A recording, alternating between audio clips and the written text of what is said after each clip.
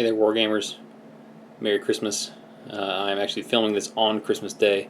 I know that this is going to be posted a lot later, probably, than today, considering I don't think anything's going to get posted today. Anyway, on to the main event here. I thought I'd go ahead and answer some of the questions from previous vlogs. I'm going to try and cherry pick stuff from all over the place. I've got stuff on YouTube from things that got posted that are a month delay onto YouTube from the Mini Wargaming site. And some stuff that's on the most recent episode before this one, episode 21. I'm going to answer some questions, and then I'll try to find something else a little more interesting than just answering questions. For those of you who have not seen the special that I'm running right now, I wear this hat in the video. Anyway, this is actually becoming one of my favorite hats. But before I get too distracted, we're running a special right now at Brush for Hire on vehicles. So go check out our video. I thought it was pretty funny. Maybe you'll find it funny too. It's on our channel over on YouTube. So anyway, just check us out. It's just called Brush for Hire is the name of the channel if you aren't already subscribed. Anyway, let's see what we have here in the comments. This is from episode 19.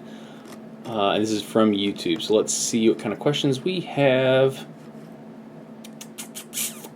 Killer K says, no comments on mustache yet? Stash. Okay, yeah. Okay, not a real question. Okay. Lola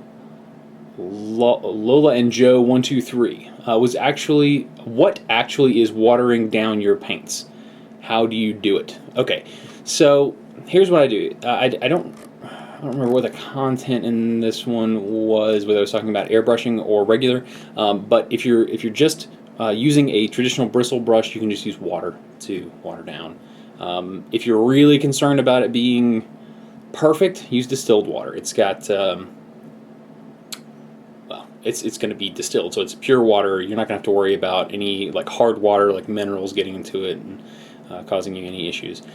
For the airbrush, though, I like to use a mix here. This is some rubbing alcohol, and it's 70% rubbing alcohol, and I mix it 50-50 with distilled water. So it's 70% rubbing alcohol mixed half and half with distilled water.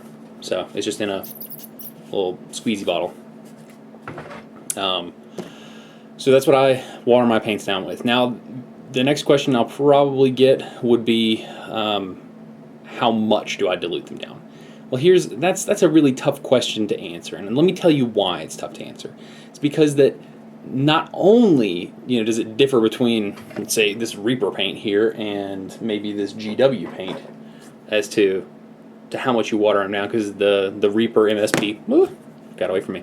The Reaper may be a lot less viscous than this GW paint, because it's a base paint. They typically are a little bit more viscous. Not to mention, Citadel paints are great as a beginner paint.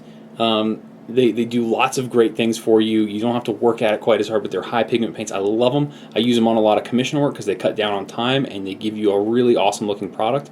But when you're trying to go for something a little more high quality, as in like trying to win a contest, this is not really what you want. And when you're airbrushing, this is not something you want to dilute down and put through your airbrush, especially if you're working with something that's really high detail, like this chrome here. This is absolutely, when it comes to airbrushes now, this is my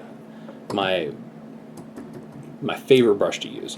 So at least for detail work. If I'm doing something really big and like base coating stuff, as long as it's not too big, like I'm not base coating 50,000 points of Space Marines or something, I like the Patriot. Patriot is also quite excellent. You can get some detail out of it, but just not quite as much as the chrome. So anyway, back to the watering down. Right. Okay. So different paints use different, or have different consistencies, and you'll need to water them down differently. I know I haven't given you an answer yet, but let me get through this. Okay. So even two colors from the same line, like this is Carnage Red and this one is Magma Red. These two may be different consistencies because there are different things create different pigments. It's not just like a magical machine that shoots out color. Like, these colors are made of stuff. That's why if you notice, like, certain paints smell a different way. Like a color will smell differently. Like a red might smell different from a purple, might smell different from a green, because they have to use different natural things or artificial things to make the coloring, which also contributes to different consistencies. Now, here's the final factor that makes it even more difficult. If you were to dilute this entire bottle and say, okay, I use this Carnage Red all the time, and it's a 50-50 mix to get it diluted down to go in the airbrush, and you buy a new bottle, that bottle might have been sitting on the shelf for like half a year. So a little bits of water may have evaporated out of it over time, making it more viscous than the last bottle you got. So you may have to dilute it down, 60% or 70%, as opposed to 50-50. So those are some of the challenges that you run into when you try to answer that question of how much do you actually dilute down your paints for the airbrush.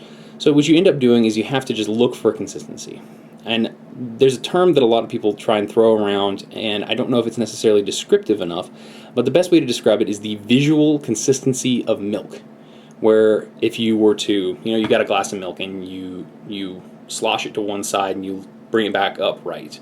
You get that like lip of milk that that clings to the inside of the glass and makes it's like a film, where it's just sort of tinted the glass. Oh, crud! I knocked over a brush. I don't want to leave that there. Where did it go? All right. Well, I've lost one of my brushes temporarily. I need to. Actually, that's not a great one. Okay, whatever. I don't care. So there's that. Yeah. You're going to have to figure it out for yourself. It's not that I can't or won't tell you. It's just that it's different for everything, and it would be impossible for me, or at least very time-consuming, to calculate it for everything. And I have to be sitting right there. You just have to be able to eyeball it, and you'll get it with experience. I know that's a kind of a crap answer, but that's just how it is. So let's move on to the next one. What's better? Wait, this is from Jared Lopez, 1997. What's better list mix of troops and armed vehicles, or mostly troops? This is for IG list. Okay, so all right. I think how I'm interpreting this is, what's a good ratio of troops to vehicles for an Imperial Guard army? Once again, you guys are gonna love this. I'm not really giving you any answers. I'm just telling you, to go think about it. It really depends on the list you're trying to build. If you're trying to build a Valkyrie, Elysian drop troop kind of list, then you're going to have a lot of vehicles. You're going to have everybody riding in a Valkyrie or a Vendetta. And if you're trying to do a foot slog army, you may have none. You may have a couple of Basilisks or a couple of Lehman Russes. But then the rest of it would just be platoons. You could also do a vet list where everybody is crammed into Valkyries or Chimeras or what have you, just roving around the board, doing just as many vehicles as you want. As far as competitive goes, with 6th edition vehicles, did take a little bit of a step down. You're not gonna run into tons and tons of vehicles just because you've got the whole glance of death type deal where you can just glance, and it's done. But I don't know. I'm a big fan of Imperial Guard. If you can tell by my hat, I'm a fan of the big Russian infantry type deal. Khador is kind of like the Imperial Guard for War Machine, and I'm a huge fan of that type of army. I love troops, but I love armor even more. Armor is just where it is. High armor, lots of armor all the time, forever. And you may not make the most competitive list that way, but you make some really fun lists that way. It's really scary for your opponent to walk up and just see a wall of 14, what is it? 14, 13, 30, 14, 13, 12? I can't remember what Lehman Russes are. It's been forever since I played Imperial Guard. They were one of my favorite armies to play, but it was like an addiction. I couldn't not do it anymore, so I just had to play other armies because I just kept buying tank after tank after tank. I bought a couple of those big Emperor's Fist boxes when Apocalypse first dropped. It was just nuts. I was building Lehman Russes for days, but it was some of the best practice I had painting armor too. It was fantastic. I absolutely loved it. Once again, it kind of depends on how you want to play your your Imperial Guard list. Do you want lots of troops? Because that's really competitive right now, but you're also going to have to paint them. Or not to completely make this a plug for me, but you can also commission them to be painted by others if you don't want to do it yourself. Drop me a line if you want to do that. Anyway, I'll get back to the blog here and stop plugging my painting services. On the second section of this video, looks like we have a couple of questions here. This one's from Tyler Bortel. Hi Austin, I love watching your videos and you are a great person. Thank you. My question that I intended to present unto you is one of paints. I am in an incipient stage of 40K development, and I intend to begin to collect the Army of Tau. Based on many hours of contemplation, I have decided to paint with a teal on navy color palette. I want to go navy, base, shiny, but with metallic, almost glossy, but not metallic, almost glossy. How do you think I could accomplish this? Happy wargaming. Okay, if you're trying to get some parts of the model glossy and some parts not, it's real easy. You can either, at the end, go paint back over them with a gloss varnish, just the parts that you want to be glossy, or you can mix a gloss varnish in with the paint that you want to be the glossy color. So you said that your navy you want to be glossy, but not the teal.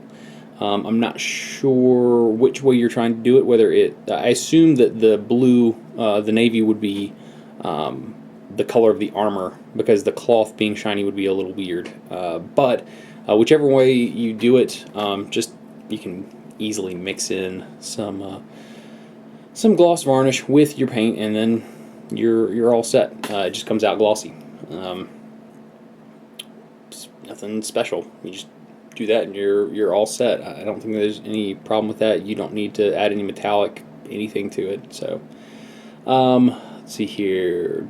Do a couple things about hiring for a painting position, because I think in the last video I was mentioning, or in this video I was mentioning, that I'm looking for people to help me paint stuff. But I've got one person, a couple other people in training at the moment, so I'm set at the moment. But feel free to send me stuff, because if I can get this to pick up more, then I'd love to have as big a staff as Sean at Blue Table or Nick at Worthy Painting. That'd be fantastic. But right now we've got a moderate amount of work coming in every day, and we've got the people to handle it. But I'm trying my hardest to grow this as quick as we can, and just see where it goes. So, but you know, I'm realistic. I know this isn't gonna explode overnight. You know, that's just the way business goes. Let's see. Hey Austin, I was wondering if you're still. Oh, there's more stuff about hiring for commission work. Okay, that might be the end of the actual questions in that part. Let's look. I can't talk. All right, episode 20.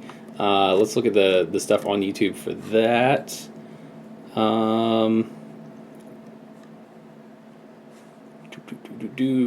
WG Consortium. That's Chung. If you guys are unfamiliar, Chung is awesome, and he does lots of cool videos, and you should check him out. He's also got a live show in the Vault too. So for those of you who aren't familiar with him or aren't Vault members, he and the rest of his crew, including Les from Awesome Paint Job, are totally awesome. And speaking of, Les also looks like he's going to have a show coming up in the new year as well. Let's see here. It freaks out when you get too close because your webcam is readjusting. Oh, okay. So, okay, never mind. Not a question, but some good advice. Okay, talking about focusing. Let's look for question marks. Hunting for question marks. Kurakasai X. Also, what kind of airbrush would you recommend? Brand, price, whatever. I have also never used one, but it seems a lot better than spray paint. Yes, it is much better than spray paint, and you'll have lots and lots of good control over where your paint is going and how much of it is going there. So the two brushes that I would recommend you checking out, and they aren't just because they're the ones sitting in front of me, but they are the ones sitting in front of me because they are the best, for me at least. This is the Patriot 105. This is the one that I've used in tons and tons of tutorials before in the Mini Wargaming Vault. I love it. It's great for multi-purpose everything. You can base coat with it. You can do some detail work with it. It gets down pretty fine. You can even buy adapter kits to really get the needle and the tip and everything really down quite small. The chrome, on the other hand, is like the Cadillac of, and this is kind of a weird word now. People don't talk about Cadillacs as like the, yeah. Anyway, this is quite the luxury brush here. It's a couple $100 and rather nice. I absolutely love it. Don't know how I got along without it before. It's just a fantastic piece of machinery. It'll get you a little bit finer detail. You can still do some base coating with it, but it's not got a huge wide spray on it. So, it's not the tool of choice if you're just going to be spray coating everything with it. So, if that is the case, then you may want to get the Patriot 105. And if you're really just base coating lots and lots of stuff with it, then you could probably even go to the siphon-fed version of the Patriot called the Anthem 155, and that's a good brush. I used that for a couple of years, and the only issue with it is that it's just not efficient to use on tiny little amounts of paint. You wouldn't put a drop of paint in there like you would for a top loader or a gravity-fed. Siphon feed is, you got to put a good bit of paint in there before it'll actually start spraying, because you got the cup that hangs out the bottom, and you got a tube that comes out of the bottom up to the top, and this whole tube has to get filled before it'll even get up to the chamber and spray. So that's my quick version of the spiel these days, and these are all Badger products. I can't say enough good things about Badger. They've got great brushes. They've got a new set of paints coming out called Minotaur. I'm working with Ken at Badger. He's the owner, president, CEO of the company, and we're working on, he's doing prize support for us in the Mini Wargaming Vault for the shows, also for Dave's show, I think. I'm coordinating all that stuff for Mini Wargaming at the moment, and trying to dish out some of these prizes so that we get lots of good publicity for them, and we get some cool prizes for you guys. So check out some of the live shows. We'll be doing stuff there. Mine's in the vault. Dave's is for free for everyone all the time. It is the Shrine of Chaos. So for those of you who don't already know what it is, for those of you watching this on Mini Wargaming, I bet you already know very well what it is. Anyway,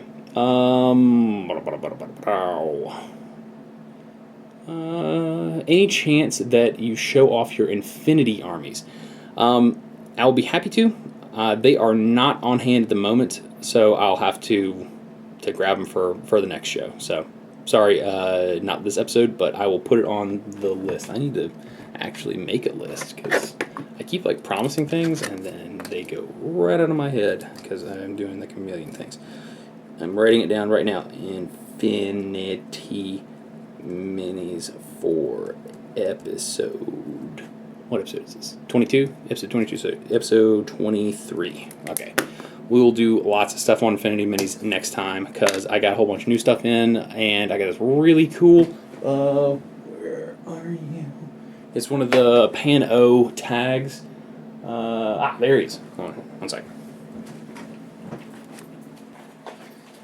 Anytime anybody says Pan-O, or I say Pan-O, or think Pan-O, all I can think of is Big O. So, it's this guy. This is the Jotun's. He's really big. So, just his legs are taller than a Space Marine. I mean, there's that, and I know I gotta have a Space Marine right here somewhere.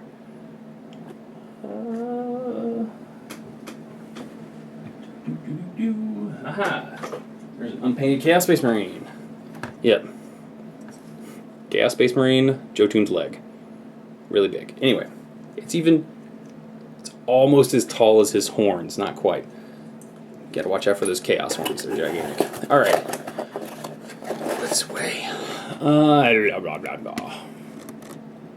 And looks like it's time to look at the questions from episode 21, still on Mini Wargaming. Which airbrushes are you referring to? Okay. I'm trying to think of what I talked about in the last one. It's probably the ones that I mentioned just a minute ago. The Patriot 105 and the Chrome Renegade. Those two from Badger are fantastic. That's what I suggest. Check them out. Let's see here. Thoughts on the Badger 360? I actually touched one yet. I have not laid hands on the thing. But let's see here. Hugo from Ichiban Studios just did a review on the Chrome, the Patriot, the 360, and the Sotar 2020. So I'd check out those. He did a really great review on that. His channel is Ichiban Studios, and he's also got a live show in the vault here at Mini Wargaming. So check him out and check out those airbrushes. The 360 looks really cool. For those of you who are unfamiliar with it, you know what a gravity-fed airbrush looks like. It's got the reservoir up top and a siphon feed. It has a tube coming out of the bottom where you attach a little cup. Well, the 360 has a little siphon or a little gravity feed cup up top, but the whole thing twists over, and you can attach a siphon cup into the bottom of it. So it's essentially a gravity fed and a siphon fed in the same brush. So it's pretty handy if you need both and you are looking to buy them on a budget. So I would highly recommend checking that out because it looks really cool. But I haven't had enough experience with it to say one way or the other from my own personal experience. You know what the deal is with it. Let's see what else we have. Not a whole lot of questions here. Crocs, I'm thinking of putting a hard coat on my minis. Do you have any experience with hard coating minis with matte finish? So you cannot see the hard coat. Okay, here is what I use. I use this stuff. Duraclear. This is from Americana. This is just some cheapo brand that I picked up at a craft store. And I shoot it through the airbrush. You could probably also paint it on, but you're more likely to see it if you paint it on because it's going to be thicker. But the key to making it invisible, just perfectly invisible, is it's over here somewhere. It's so invisible I can't even find it right now. It is a matte additive. It's from Reaper. It looks like a white sort of paste stuff that goes into this, and it's just matte. Like I don't even know what it's called, but it's basically the stuff that makes matte stuff matte. It breaks up the shininess of it so that it looks flat and non-lustrous.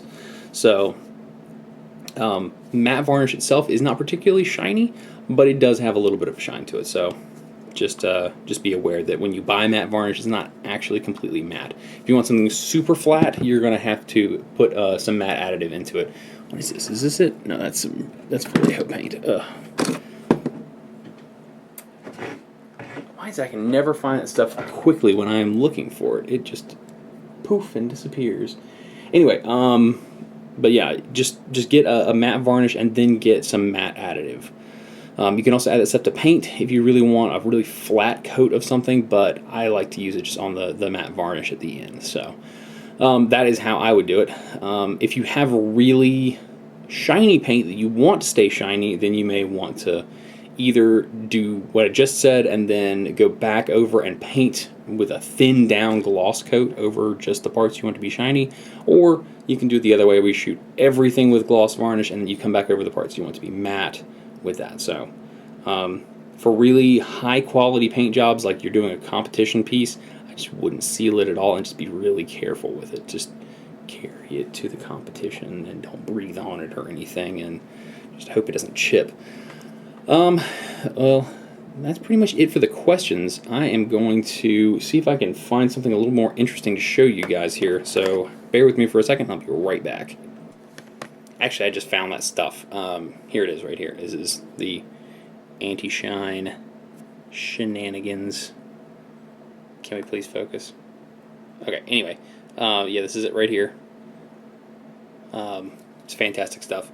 Really is very helpful, so pick some up. I'm going to take this hat off. Ugh, hair's all messed up.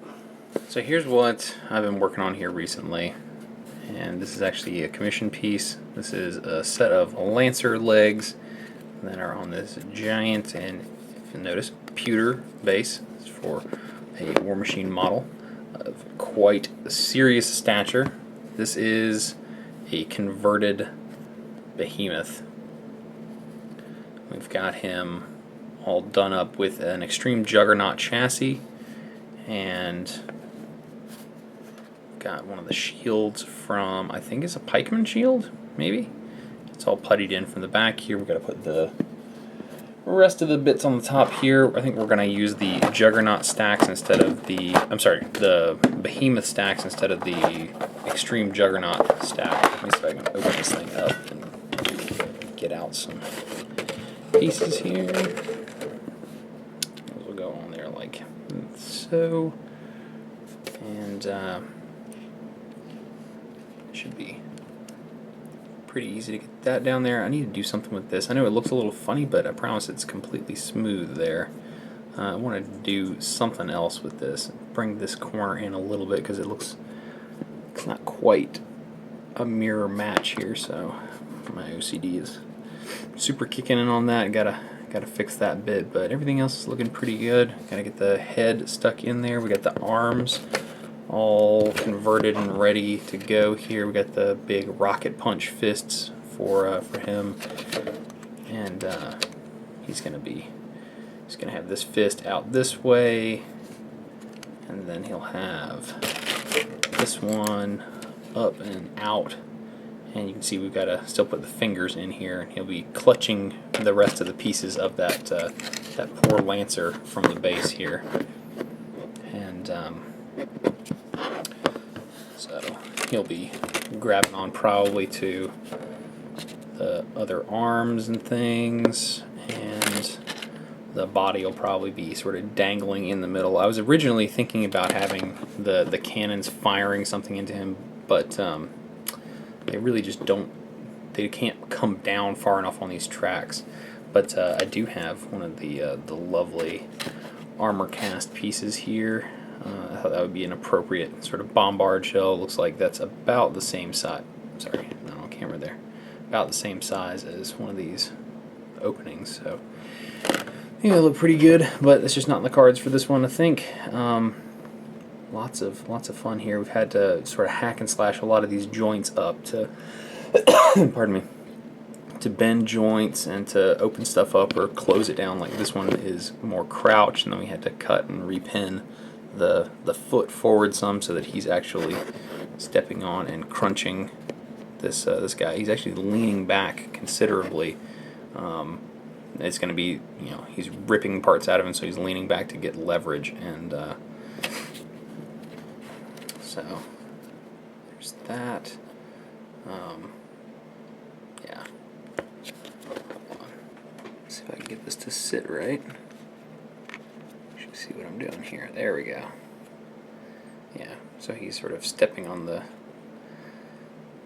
hip assembly there, or the crotch, if you will, and he'll just be pulling the arms off of him, and there'll be some cables and bits of pistons and stuff sticking out of there. So lots and lots of fun on this project, and yeah, I think I'll probably go ahead and cut us off there. I'll do a little bit of work here, and I'll shoot just a little more a little later today, so you guys can see a little bit of progress on this guy. Maybe even get him completely finished sculpting. It's just taken a while. I've had to go back and do some putty here and there again and again, just to make sure it's all correct, and it takes like a day for this stuff to really harden and set up to where I can sand. So anyway, I will be back in just a moment, so stay with us. Alright guys, so here is the finished base that we're using. This is a Lancer here. We've got his head all hanging out of the socket, and we got cables ripping out of the arms and stuff, and got him on this big cork base. Anyway, so got that, and now yeah, we also did some damage and stuff up here. Had this plate sort of peeling back off of it. I guess it sort of straightened back up. I'll have to peel that back out again. But anyway, yeah, some bullet holes and things on the front, but let's get the big guy up here, get him all lined up. He is just a monstrosity. Let me tilt the camera up just a touch so You guys can see, okay, this camera is just not, or the tripod rather, is not cooperating. Come on. No. Okay, so you just kind of see my shoulder now. But anyway, got him here now. Ooh, I cannot hold onto him so well. He is really heavy. So we've got him, and he's just ripping the arm off there, and he's got the shield up here with part of the arm still sticking out, and you've got the cables running down there, and kind of match up. Well, this is hard to do, like in reverse here. And you've got his cables and stuff hanging out of his arm. Yeah, this thing is just an absolute monstrosity. He's gigantic. And trying to do a big scenic base or diorama base like this is kind of time consuming. But yeah, we filled in the back here. I think I showed you this a second ago. And went ahead and put some big rivets on there and a little handle. Just something to fill up that space a little bit. And yeah, I think he's pretty much done with the sculpt. I've sent away some pictures to the client who has commissioned this, and as soon as he says, yeah, that's great, or if we make corrections, as soon as those are done, we'll start painting on it. So that'll be pretty much it for this. I hope you guys enjoyed this little last segment, just a sneak preview of some of the stuff I'm working on for some of the commission work. If you guys want anything done commission work wise, just get in touch with us at brushforhire.minis@gmail.com, or check us out over at brushforhire.com, and there's a contact page there. So I'm going to call it here for the vlog for today. So thank you for watching. Tune in next time, and as always, happy wargaming.